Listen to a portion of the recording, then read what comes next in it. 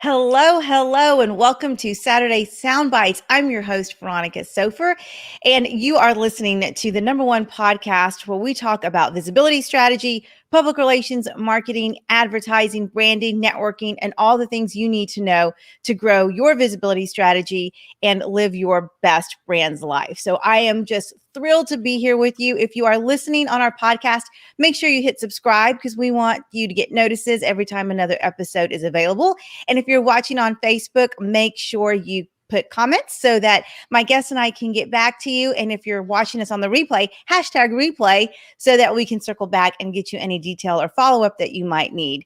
Now, here at Saturday Soundbites, we know that there are some basic components that make up a really strong visibility strategy and messaging strategy. And part of that has to do with the words that you select and how you use them. So today we're going to focus on that. And I've got a phenomenal guest, Miss Sammi Dittloff, who is going to talk to us about copywriting and the structure and the formula that really makes up powerful, powerful copy. This will change your brand's way of communicating with folks. So be ready to take notes. I'm going to bring her up and introduce you to Sammi Dittloff. Sammi, thank you so much for joining us. Hi, thanks for having me. I'm so excited to be here. So excited. Words are my favorite. Copywriting is my favorite thing to talk about. As a journalism major, you speak to my heart, and I want you to be able to drop all those gems for all of our listeners and viewers so that they can start utilizing your tips and strategies to really grow their messaging. So tell us a little bit about yourself, and then we'll get into the nitty gritty. Sure. So I like to say, I've been writing ever since I could hold a pencil. My favorite claim to fame is that when I was 9 years old, I wrote a 40-page autobiography, and I still have it. And on the back cover, it said all the things that I wanted to do, one of which was be a writer. I think also like cartoonist, actor, musician. I've done a lot of those things, which is exciting. But the thing that I always go back to is writing. And I've worked for big agencies, small agencies. I've worked in-house and also in academia. I was a TA for a couple of years, and I actually got to teach media writing, which was my favorite thing because it made me a better writer in 2 years, like in a way that in the past, 30-ish years, I haven't been able to do. So that's kind of my background. I mean, I started working for The Onion, which is another favorite brag of mine in the Milwaukee office.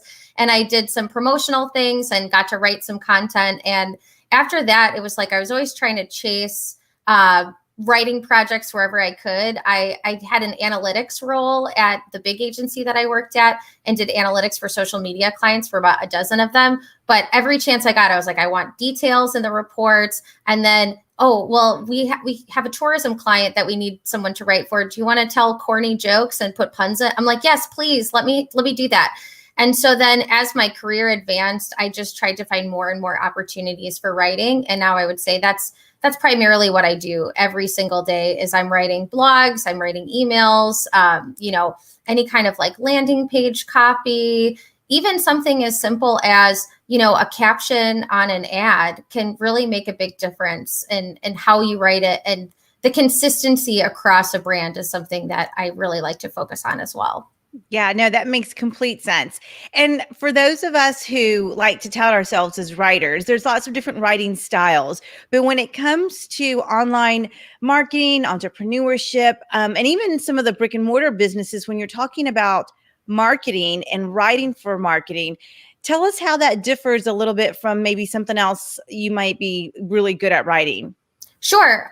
So I could use the example of when my students would come in and I was a media writing TA. A lot of them had this style of writing that came from high school English classes, which was like very long sentences, big words, things that were kind of hard to wrap your head around. Maybe they were trying to write to fit some kind of word requirement. So they just like pad what they were writing. And so I would call it like hack and slash, just red pen through all of it. I'm like, no, try to get across what you're trying to say in as few words as possible. Right now with blogging, a lot of the trend has been long form blogging, writing at least 1,000 to 1,500 words or more. Now I'm starting to see the trend go back. And when I started blogging, I think it was like I would write 250 word blogs. So the word limit kind of fluctuates all over the place. I think the important thing to remember in style, even with algorithm shifts, is the writing that you put out there in the universe on the internet should be easy to read, easy to understand. People should be able to learn something from everything that you're providing. And it should be at that, like, you know, I think they say like 8th grade level is usually good for news stories. The same, I think, is true for blogs. Even if you're writing something highly technical, I mean, I've written for IT topics and accounting and tax and things like that. And even with that, you can still make it approachable. You can still explain it in a way that people can understand, because if people get confused about anything that you're writing, whether it's what your brand is about or what it is you're trying to say, that's when you've lost that person, and they're just going to navigate away from your page and go find something else that makes more sense to them. So, you know, in terms of accounting, that would be like, I'm competing against Investopedia because they write things in very plain English. And, you know, so think about who in your space is writing things in a way that is really approachable. Where do you go when you need a resource? That's the level that you should be writing at. Yeah, no, that's a really great tip. I hadn't thought about that. And oftentimes we want to be original, but we know that there's a formula that works. And so we try to mimic that maybe from someone we are competing with or someone we really like. But it really has to be about finding your voice and that unique part of your brand. How do you help people identify what that is? So I want to follow up on one thing that you said. Yeah, I think it's always good to pull inspiration from competitors, because you do want to see what people are doing that's right. But you're totally right. You need to set yourself apart, because, you know, that was something, there was a webinar I was in recently where it was like, look at these 3, you know, professional services websites. Their language is almost identical. You know, the top 5 to 10 ranking might all sound the same. So the way that you have to cut through is to be unique. I would say, you know, one good way to figure that out is you could do like an exercise. You could even do like a vision board or something like that. Like, what are things that you want people to think of when they look at you, when they read your content? You could cut out words and put them on something. You could use like a mind mapping tool. You could survey your current customers and ask them, you know, why did you decide to work with me? That's actually a question I ask a lot when I interview clients for testimonials. I say, why did you choose us over other people? And I use that language in our future campaigns. Oh, that's brilliant. That's really, really good. Yeah. Yeah. So I was just going to say, do you find that people are forthcoming when you survey them? I mean, do you feel like it's an honest exchange of feedback?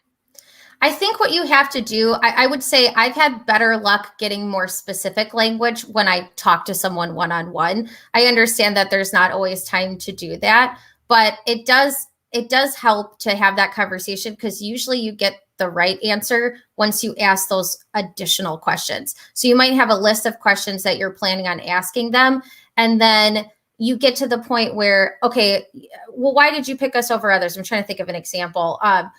You know, well, we have that personal relationship. We feel like we're not just another number when we work with you.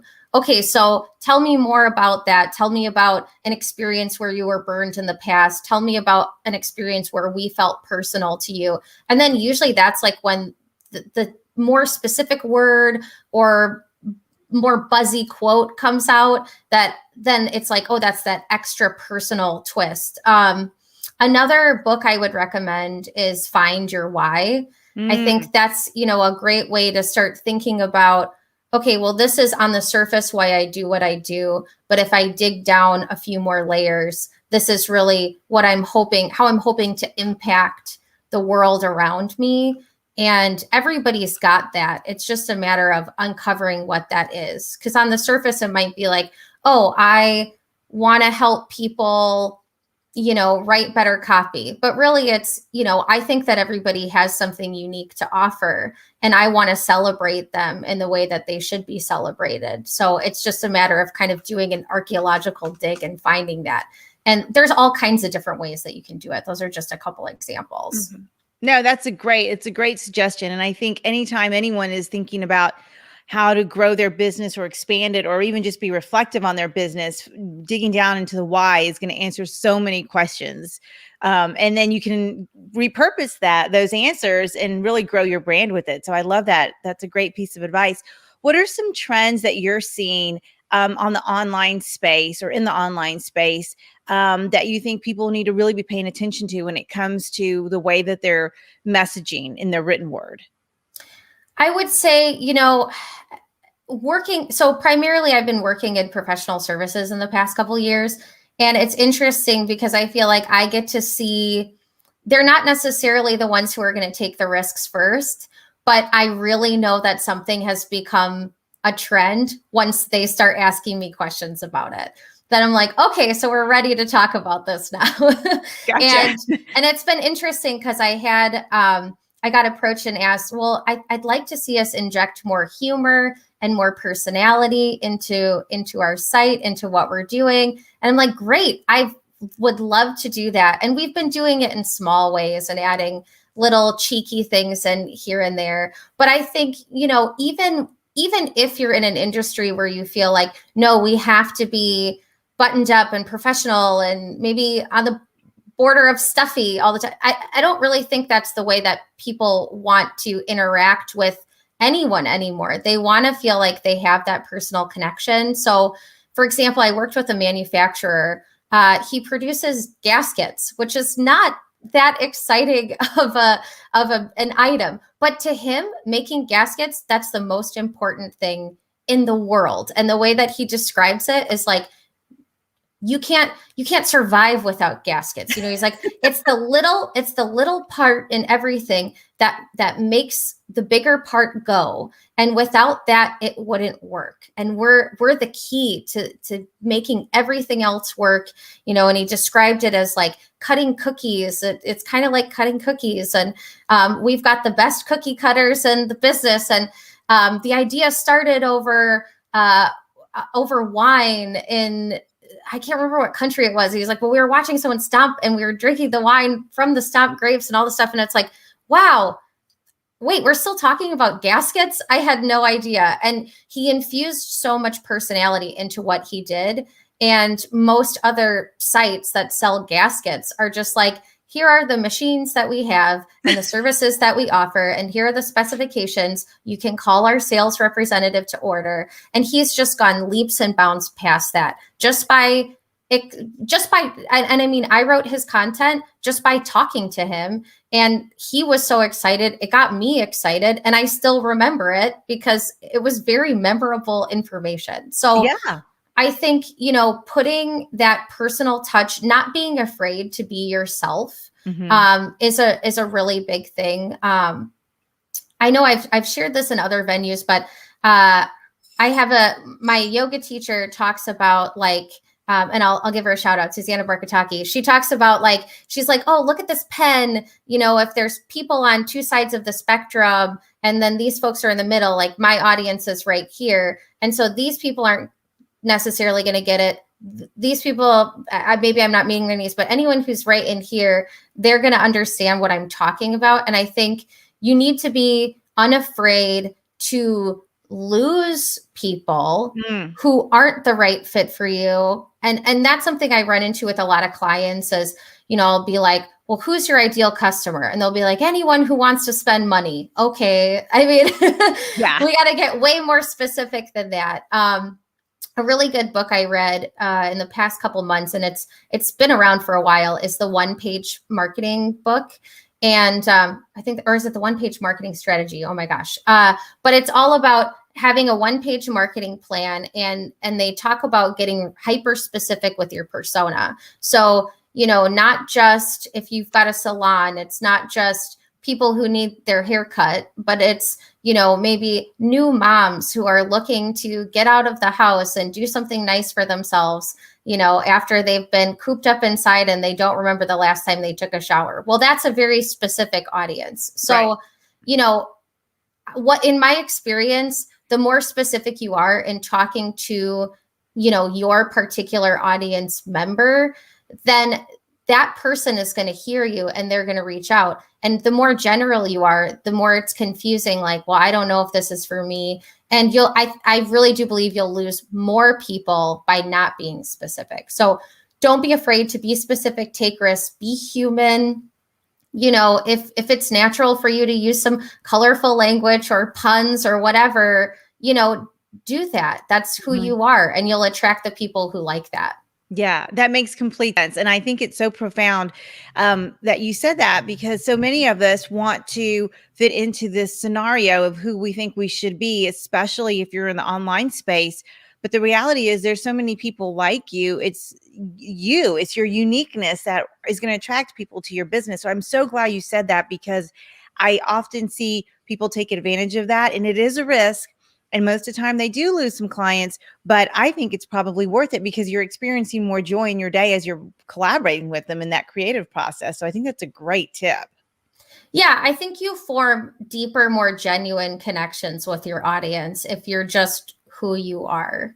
And that's something that I do try to encourage whenever possible. And I know, like I said, in some industries, it's harder to take that risk, but I'm trying to think of who it is. There's somebody out there who's doing like tax services, and it's very like lots of swears and stuff like that. And it's like, it was something like 1099s don't suck. And I wish I'll find the resource and we can add it in the description or something. It in the show notes. Yeah, but I would love that. It's a good example of, it doesn't really matter what industry you're in. There's somebody who's doing it, and they've garnered a very specific audience for doing it.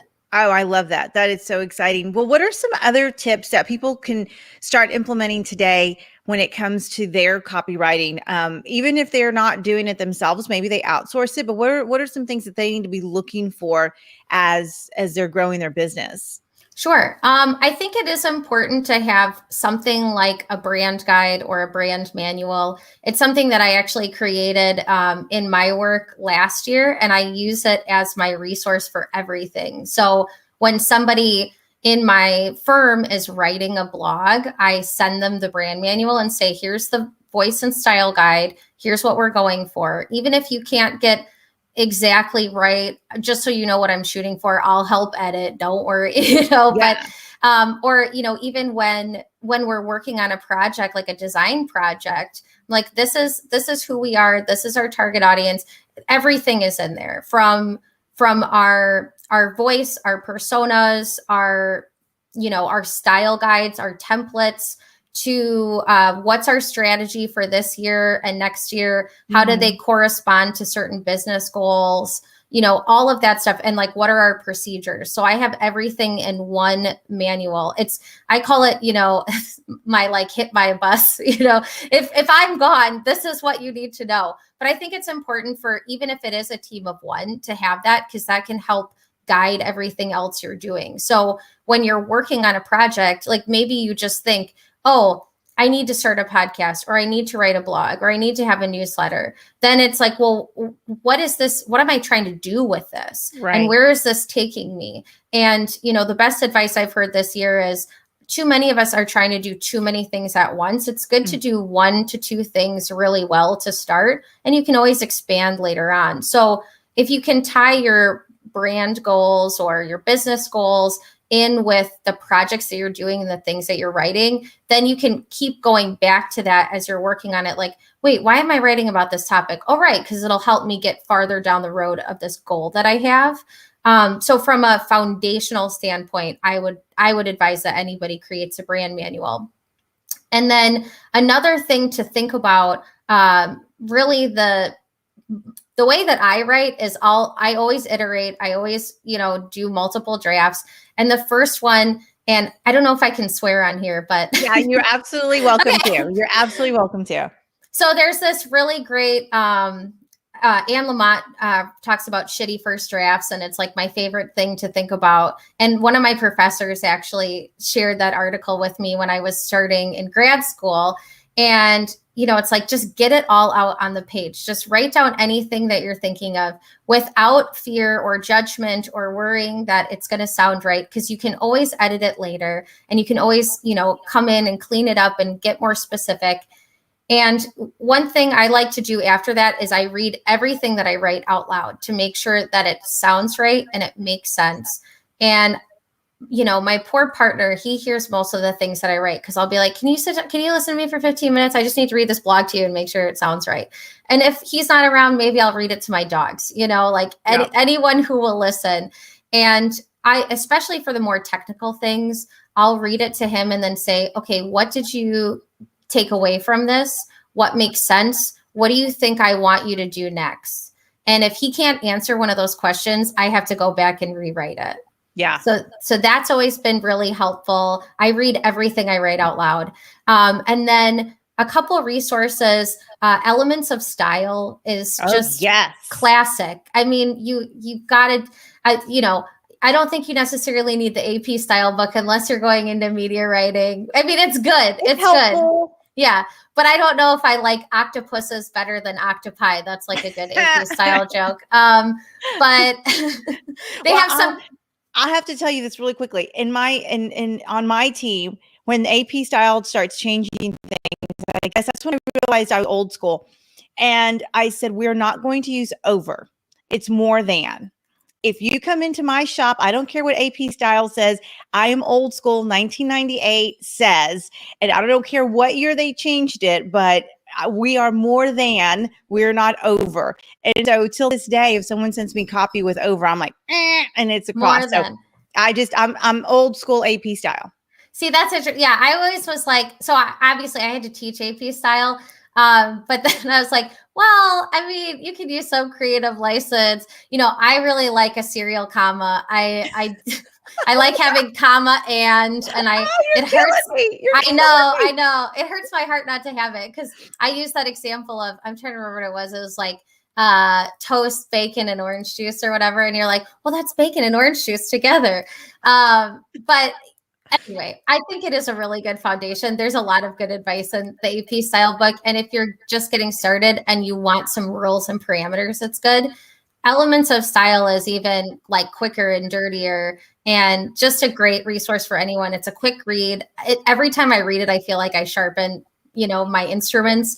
And then another book I really recommend is actually called How to Read a Book. And I read that I think I read it in grad school, but I think I read it before that too. But it's really a good way to learn how to pull information out of a book. And I really believe that you can't be a good writer unless you're also a voracious reader. And I was that kid, I'd come out of the library and I'd be like, struggling with all the books. Like I think it's really important to be able to read as much as possible. And I think we just lost Veronica, so hopefully she'll come back. Oh, back. Sorry about that. Technical problem solved. I was like, I can ad lib for a while, so that's okay. But yeah, so reading is just as important as writing. I'm trying to think if there's anything big I miss. I scribbled down a couple notes beforehand, but those are really the big things that I advise that everybody do. So read your writing out loud. Don't be afraid to make a mistake. Do a shitty first draft and maybe a second and third. There's no limit on that. And read everything you can. And if there's like a specific writing style you like, read everything that person has written, because when it comes out of you, it's going to sound different. It's getting filtered through your experience and your skills, but maybe you're trying to capture a certain energy or feeling. That's the best way to learn it. Yeah, no, those are all really great advice. And I'm going to put some of those books in the show notes with links so that people can go and read them. The Strunk and White Elements of Style is truly just, everyone needs to have it, even if you're not writing your own copy, because it will just make you such a more technical, aware writer. Yeah. It gets you questioning the words that you write and the order in which you write them. So I really love that you said that. And I have not read How to Read a Book. So that's a book I'm going to order right away. So thank you for that. For sure. So Sammi, there are some great tips that you gave us. So I'm going to write those out. Reading out loud is probably the one that I think is going to be the most useful for people who aren't doing that yet. And there's something I read recently that talks about how we process the written word versus how we listen a word. And so I think when you're combining those two, it just makes the element so much more powerful, and it gives you the ability to decide if that really makes the connection you intended it to make or if it doesn't. So yeah, I wrote that down and I underlined it like 3 times. So I'm going to definitely go back and in the show notes and emphasize reading it out loud, because I think that's probably like the gem that people aren't aware of. They assume we do it, but I don't know that people are really doing it, because if so, then maybe their copy would look a little bit different. So that was a really great tip. All right.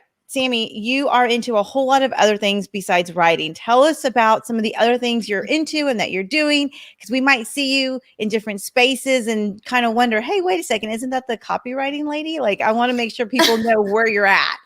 Yeah, I mean, I say to people that if I told people everything that I did in a day, they'd think I was making it up, because I just really like doing a lot of different things. And for a while, I did try to get very specific. And the more time I sit with it, the more I'm like, you know what? No, this is just me. This is all the stuff I like doing. There are connections between them.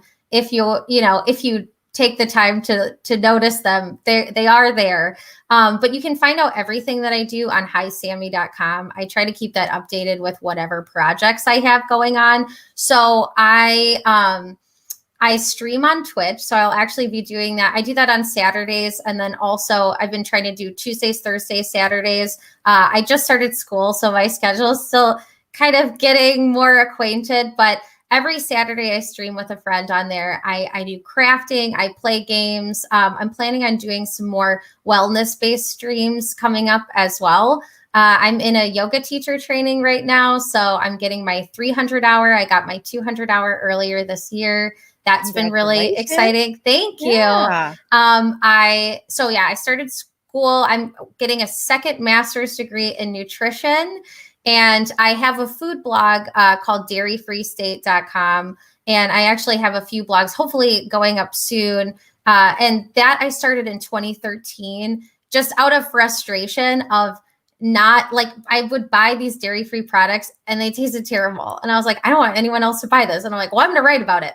And then coming up with dairy-free recipes for things that I loved, and just testing things and seeing what worked. So I just put my experience out into a blog. And then I started getting feedback from people. Oh, this is really useful. I was like, oh, I just kind of use it as my own personal recipe book. And it's become useful to other people. So happy to keep that going. I do some podcasts. So I did a Dairy Free State podcast, kind of retooling for the second season, but I have about 12 episodes out there. And I do a podcast called Pop Culture Diner, where I talk about The Bachelor with one of my friends.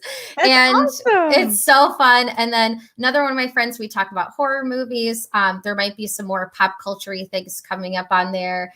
And what else do I do? I act, and I mean, it's been a little different in the past year and a half, but Twitch has been a really good outlet for that, for performance, and Zoom. I've done like Zoom improv shows and stuff, which has been really cool. I've done a lot of, I mean, you name it, I've worked with the industry. I've in-house, in agencies, and in freelance settings. I've worked a lot with healthcare, food and beverage, and alternative health, retail, tourism, building materials, logistics, an organic farm once. Oh, wow.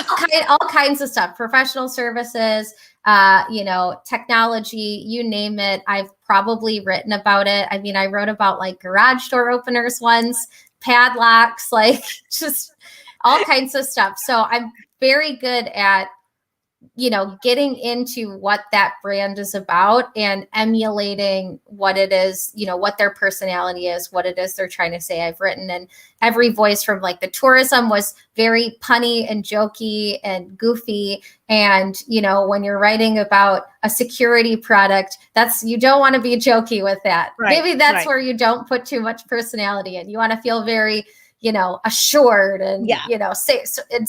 I've done all kinds of things like that. I feel like I'm probably missing something, but that's kind of me in a nutshell. I like to stay busy.